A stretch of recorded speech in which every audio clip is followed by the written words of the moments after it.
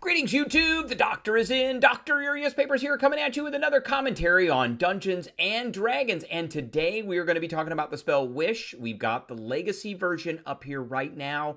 It is our last spell that we're going over in the D&D list that changed from D&D 5th edition to 2024. There is a pretty big change with the Wish spell that we are going to be going over, and we are also going to be talking about 1E, 2E, 1E also known as Advanced Dungeons & Dragons, and the 3E version. So lots to go over. Stay tuned. Don't go anywhere.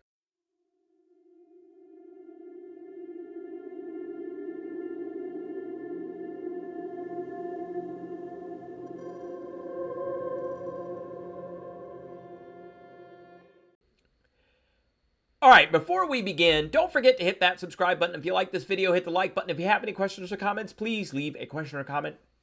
And don't forget to hit that notification bell. All right, here's Wish. It is actually a pretty complicated spell.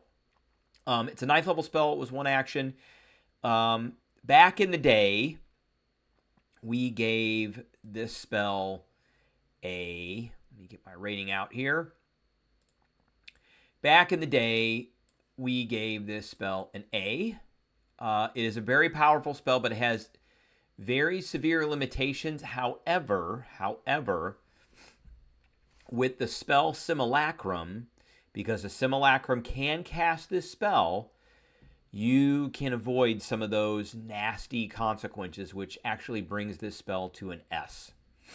So the question becomes, is it still an S? So it's a 9th level spell, one action, self, verbal, and Wish is the mightiest spell a mortal can cast. So the basic use is to duplicate any other spell of 8th level or lower, which means that you can use Wish to actually cast Simulacrum. So you could cast a Wish to cast Simulacrum, and then your Simulacrum has a Simulacrum spell. You could also, use Simulacrum on yourself, and if you both have a Wish, you both would then have it at that point. So that is one use, but you want it to get the most out of this. You want your Simulacrum to be able to use this spell. So you can duplicate any spell of 8th level or lower. Simulacrum is a 7th level spell, or you can do one of the following effects. Create one object up to 25,000 gold pieces that is not a magic item. You can allow up to 20 creatures that you can see to regain all hit points, and you and all effects on them described in the Greater Restoration spell. Or you can grant up to 10 creatures you can see resistance to one type of damage you choose. There's no duration on that. That is forever.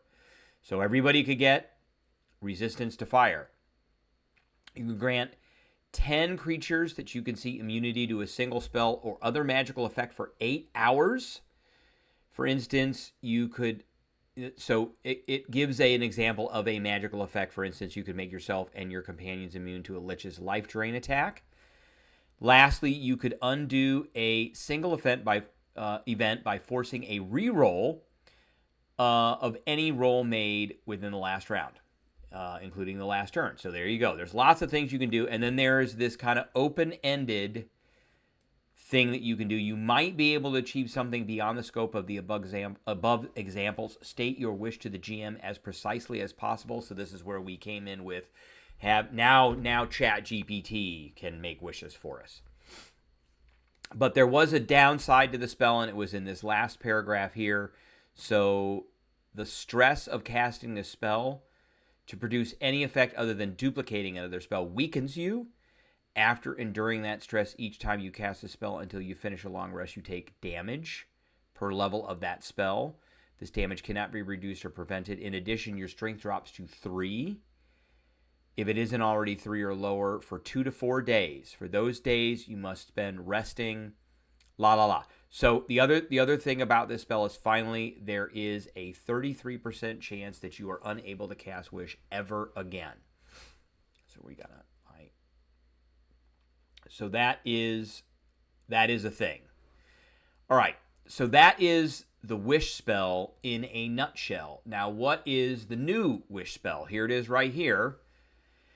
There are some things that are clarified. They got rid of the bullet points and they went to a different format. Still in 9th level spell, still 1 action, still self, verbal, all that. Still 8th level spells or lower.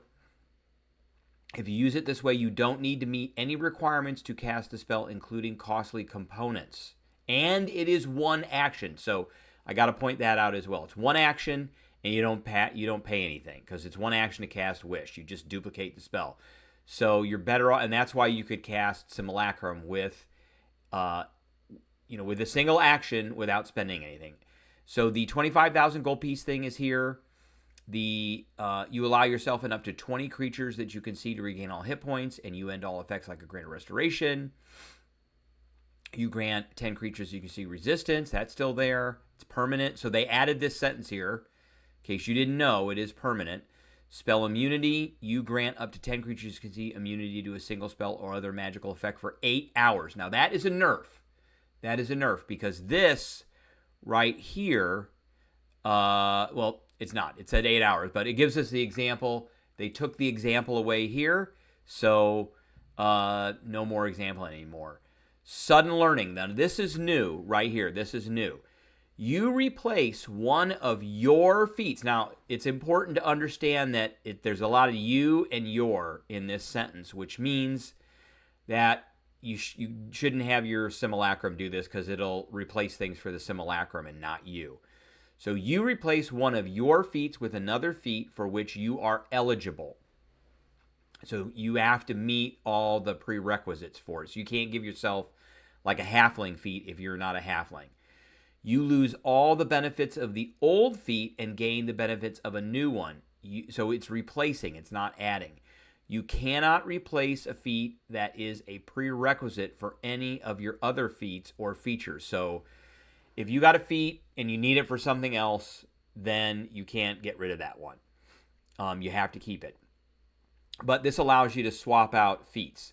They still have the roll redo. That's in there still. And you can force the reroll to be made with advantage or disadvantage, and you choose whether the reroll or the original roll. And I'm not sure. I think that was also a thing in here too. So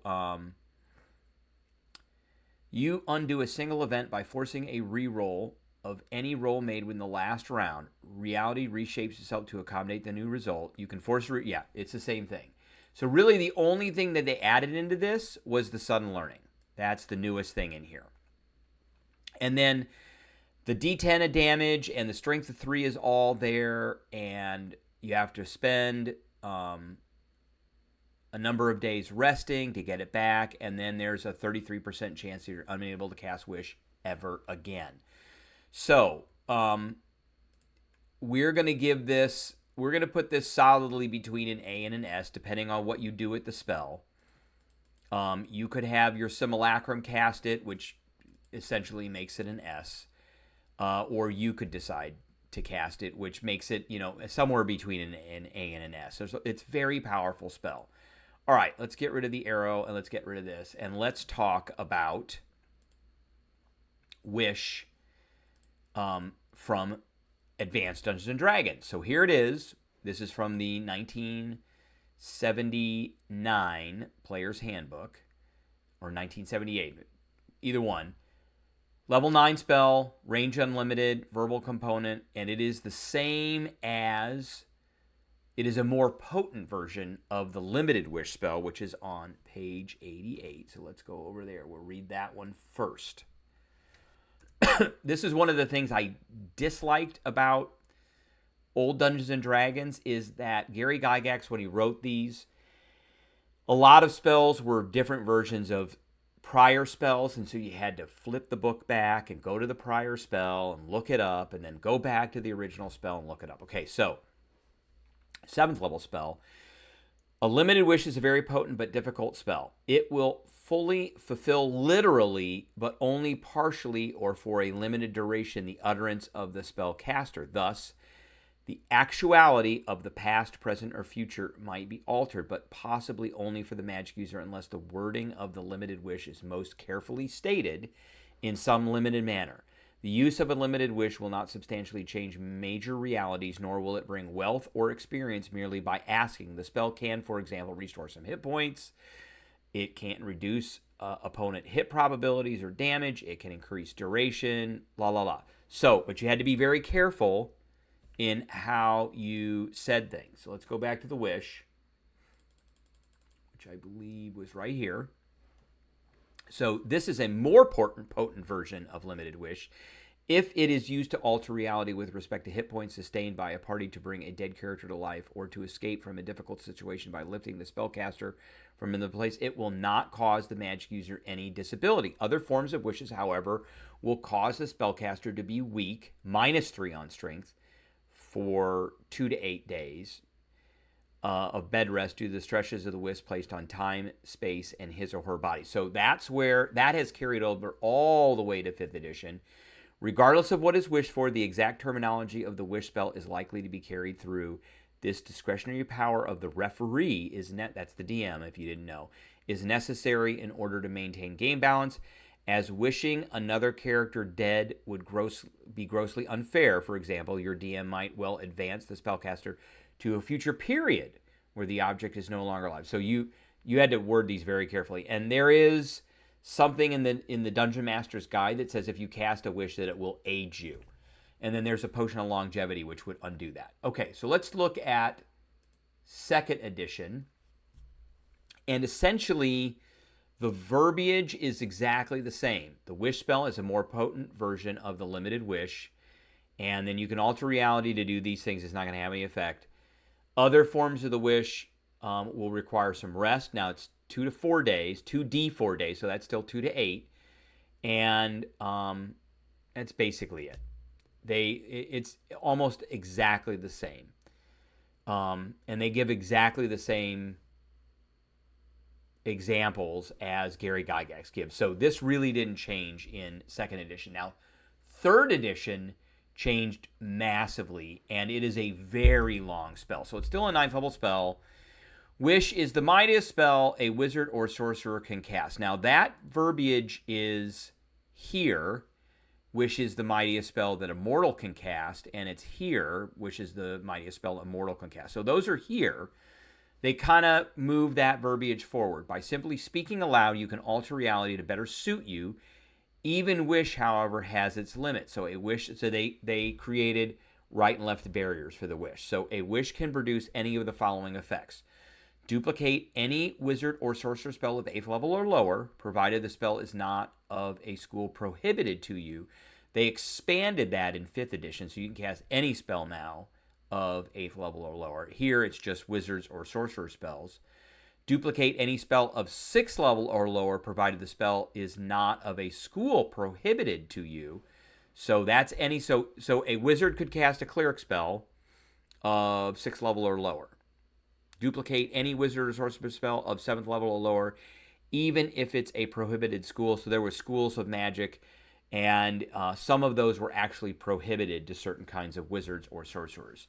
And then duplicate any 5th level spell or lower, even if it's a prohibited school. So a lot of rules that were involved in that. Undo the harmless effects of many other spells, such as quest or insanity. Create a non-magical item up to 25,000 gold pieces. That's where that comes from. Create a magic item or add to the power of an existing magic item. That got taken out.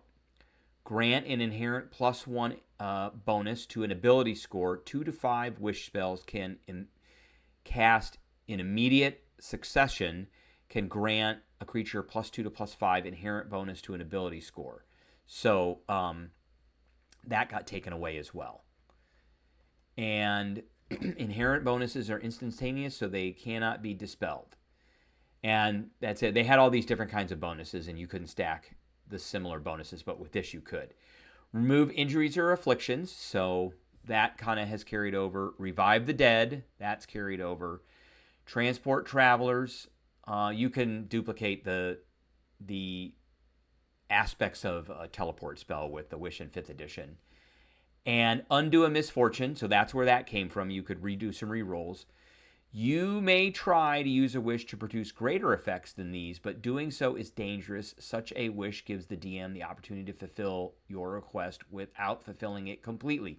That's where we had to come in with very precise and accurate verbiage for this. So, in the example they give, for example, wishing for a staff of the Magi might get you instantly transported to the presence of the staff's current owner. Wishing to be immortal could get you imprisoned in a hidden extra-dimensional space. I've done that before. Duplicated spells allow saves and spell resistance as normal. There was a material component which cost no more than 10,000 gold pieces. The wish spells here did not. There's no material component here, and it is... For the Legacy, there's no material component, and it was a Sorcerer, Wizard, Warlock spell, which is for genies. And for the new 2024, there wasn't one, and it's Sorcerers, Wizards, Warlocks, Genie Warlocks. So there was a cost to this one in 3rd edition, and there was an XP cost. The minimum XP cost for casting a wish is 5,000 XP. When a wish duplicates a spell that has an XP cost, you must pay 5,000 or that cost, whichever is more. So it was very expensive to cast a wish back in 3rd edition. Very expensive, especially if you were trying to do this.